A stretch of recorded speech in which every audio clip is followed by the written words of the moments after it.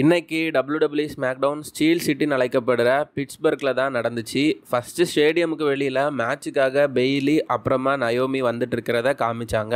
அப்புறமா இந்த ஸ்மாக்டவுனோட ஃபர்ஸ்ட் மேட்சே டைரக்டா WWE சாம்பியன்ஷிப்கான நம்பர் 1 கண்டெண்டர் மேட்ச் தான். இந்த மேட்சுக்காக ஃபர்ஸ்ட் வந்தது யாரு அப்படின்னா LA நைட் தான். ஸோ அவர் வந்ததும் ரசிகர்கள் எல்லாம் எப்பவும் போல LA நைட் அப்படின்னு சொல்லி கத்த ஆரம்பிச்சிட்டாங்க. அடுத்ததா த ஃபினாமினலோன் AJ ஸ்டைல்ஸ் அவரோட ஹீல் என்ட்ரன்ஸை கொடுத்தாரு. அப்புறமா நம்பர் 1 கண்டெண்டர்ஷிப்கான இந்த மேட்சும் ஸ்டார்ட் ஆச்சுது. இந்த மேட்ச் பார்த்தோம்னா ரெசல்மேனியாவோட ஒரு ரீமேட்ச் தான். ஆல்ரெடி ரெசல்மேனியா 40ல AJ ஸ்டைல்ஸும் LA நைட்டும் ஒரு மேட்ச்ல ரெசல் பண்ணியிருப்பாங்க. அந்த மேட்சுக்கான ஒரு ரீமேட்ச் மாதிரி தான் இந்த மேட்ச் பார்க்கறதுக்கும் இருந்துச்சு. மேட்சோட ஒரு ஸ்பாட்ல LA நைட் வெளியில இருக்கிற அனௌன்ஸ் டேபிள்ல AJ ஸ்டைல்ஸை கொண்டு போய் AJ ஸ்டைல்ஸோட தலையை அனௌன்ஸ் டேபிள்ல பவுன்ஸ் ஆகுற மாதிரி திரும்ப திரும்ப அடிச்சிருப்பாரு. அவர் ஒவ்வொரு தடவை AJ ஸ்டைல்ஸோட தலையை பவுன்ஸ் பண்ணும்போதும் ஃபேன்ஸ் எல்லாரும் யா யா யான்னு சொல்லி பயங்கரமா கத்தி ஷேர் பண்ணிட்டு இருந்தாங்க. பார்க்கிறதுக்கு வேற லெவல்ல இந்த ஸ்பாட் இருந்துச்சு. அப்புறமா இதே மாதிரி மேட்சோட இன்னொரு ஸ்பாட்ல AJ ஸ்டைல்ஸ் தேர்ட் ரோப்புக்கு மேல நின்னுட்டு இருப்பாரு.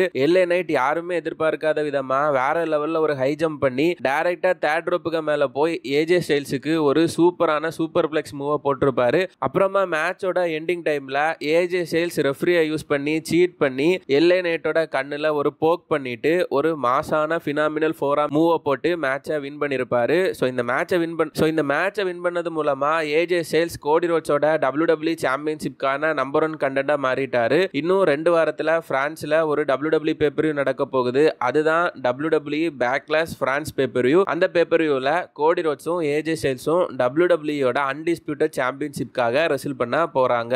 அடுத்த செக்மெண்ட்டை பேக் ஸ்டேஜ்ல வச்சிருந்தாங்க.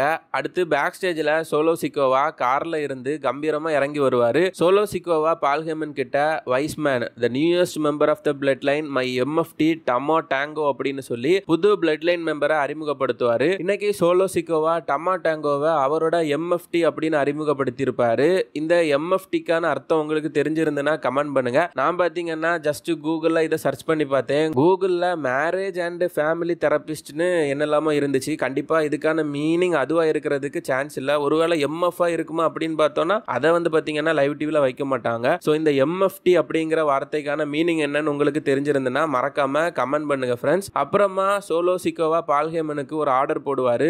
என்ன கெவின் ஓவன்ஸ் கிட்ட கூட்டிட்டு போ அப்படின்னு சொல்லுவாரு. பால் ஹேமனும் பாத்தீங்கன்னா சோலோ சிக்கோவாவை கெவின் ஓவன்ஸை பார்க்கறதுக்காக கூட்டிட்டு போற மாதிரி WWE காமிச்சிருப்பாங்க.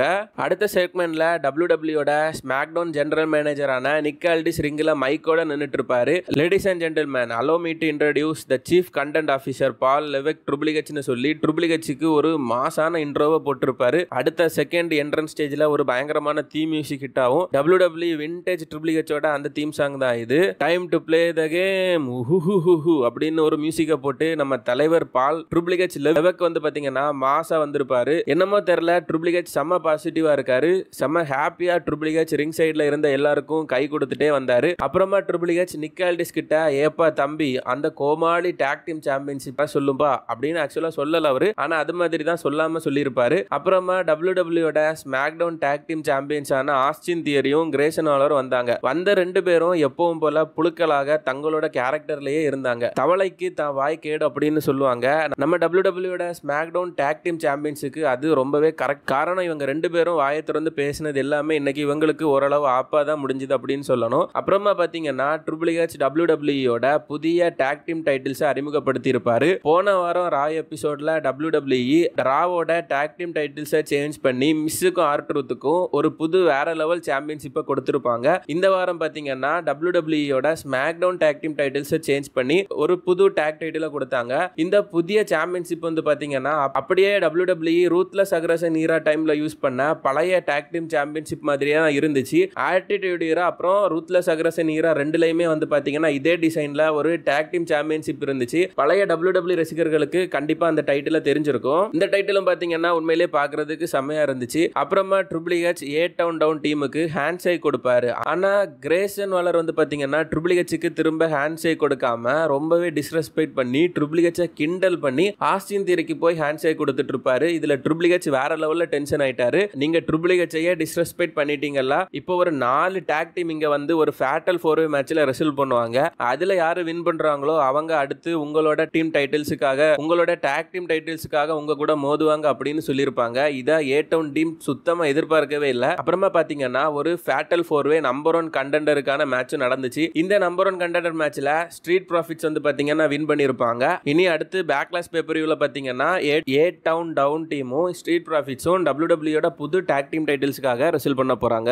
அடுத்த செக்மெண்ட் பிளட் லைனோட செக்மெண்ட் தான். பேக் ஸ்டேஜ்ல பால் ஹேமன் சோலோ சிக்கோவா கிட்ட ரொம்பவே சோகமா என்னால கெவின் ஓவன்ஸை கண்டுபிடிக்க முடியல அப்படின்னு சொல்லியிருப்பாரு. அப்புறமா பாத்தீங்கன்னா பால் ஹேமன் சோலோ சிக்கோவா கிட்ட நீ எடுக்கிற டிசிஷன் எல்லாம் இப்ப எடுக்க அளவுக்கு உனக்கு இன்னும் டைம் வரல, இதெல்லாம் ரொம்பவே முக்கியமான டிசிஷன், இதை எடுக்க வேண்டியது யாரோ அப்படின்னு உனக்கே தெரியும், அது நம்ம ட்ரைபல் சீஃப் தான் அப்படின்னு சொல்லியிருப்பாரு. என்னமோ தான் பிளட் லைனோட ட்ரைபல் சீஃப் அப்படிங்கிற மாதிரி தான் சோலோ சிக்கோவோட ஆட்டிடியூடும் இருந்துட்டு இருக்கு. பால் ஹேமன் இந்த மாதிரி சொன்னதும் சோலோ சிக்கோவா கடுப்பாகி நீ பேசி முடிச்சிட்டியா அப்படின்னு சொல்லிட்டு ரிங்குக்கு கோட் சூட்ல போவாரு. தீம் மியூசிக்கை போட்டுட்டு வேற லெவல்ல ஒரு என்ட்ரன்ஸ் கொடுத்து சோலோ சிக்கோவா போனாரு. ஆனா ரிங்குக்குள்ள போனதுக்கு அப்புறமா மைக்கை எடுத்து எப்போ எல்லாம் சோலோ சிக்கோவா பேச ட்ரை பண்ணாரோ அப்போ எல்லாம் ஃபேன்ஸ் அவரை பூ பண்ணி தள்ளினாங்க. ஒரு வழியா சோலோ சிக்கோவா மேனேஜ் பண்ணி பேசினாரு. அவர் என்ன சொன்னார் அப்படின்னா, போன வாரம் என்னோட ஒரு பிரதரை நான் இழந்துட்டேன், ஆனா அது மூலமா எனக்கு புதுசா ஒரு பிரதர் கிடைச்சாரு, அதுதான் மை எம்எஃப்டி டமா டேங்கோ அப்படின்னு சொன்னதும் என்ட்ரன்ஸ்ல கெவின் ஓவன்ஸ் எல்லாம் ஃபுல்லா ரத்தத்தோட விழுந்து பிறண்டு வருவாரு. அவருக்கு பின்னாடி வந்த டமா டேங்கோ கெவின் ஓவன்ஸ் அடிச்சு அவரை இழுத்து கொண்டு போய் என்ட்ரன்ஸ்ல போட்டுட்டு ரிங்குக்குள்ள போவாரு. வெளியில கெவின் ஓவன்ஸ் எலும்ப முடியாம பயங்கர டயர்ட்ல இருப்பாரு. ரிங்குக்குள்ள பிளட் லைன் அவங்களோட கையை மேல தூக்கி காமிச்சு பிளட் லைனோட சிக்னேச்சரா பண்ணிட்டு இருப்பாங்க. ஆனா கெவின் ஓவன்ஸ் போகிற மாதிரி தெரியல. அவர் தலையில ரத்தத்தோட டமாட்டோங்க கூட ஃபைட் பண்ண வருவாரு.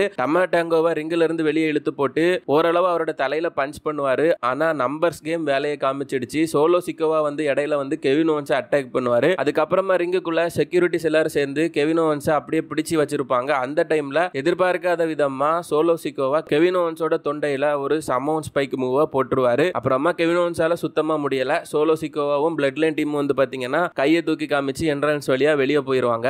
இந்த செக்மெண்ட் அதோட முடியல. அப்புறமா பேக் ஸ்டேஜ்ல 2 கார் ஆக்சிடென்ட் ஆகி இருந்துச்சு. நிக் ஆல்டிஸ் வந்து பாத்தீங்கன்னா செம்ம கடுப்புல பால் ஹேமன் கிட்ட அந்த 2 காரை பாத்தியா, அதுல ஒரு கார் கெவின் ஓவன்ஸோடது, இடிச்சிட்டு நிக்கிற கார் ஆளான டமா டேங்கோடது, பிளட் லைன் அவங்களோட எல்லையை மீறி கண்ட்ரோலை மீறி போயிட்டு இருக்காங்க, நீ மட்டும் பிளட் லைனை கண்ட்ரோலுக்கு கொண்டு வரலன்னா நான் கண்ட்ரோல் எடுக்க மாதிரி இருக்கும் அப்படின்னு சொல்லி நிக் ஆல்டிஸ் பயங்கர கோபத்துல பால் ஹேமனுக்கு ஆர்டர் போட்டிருப்பாரு.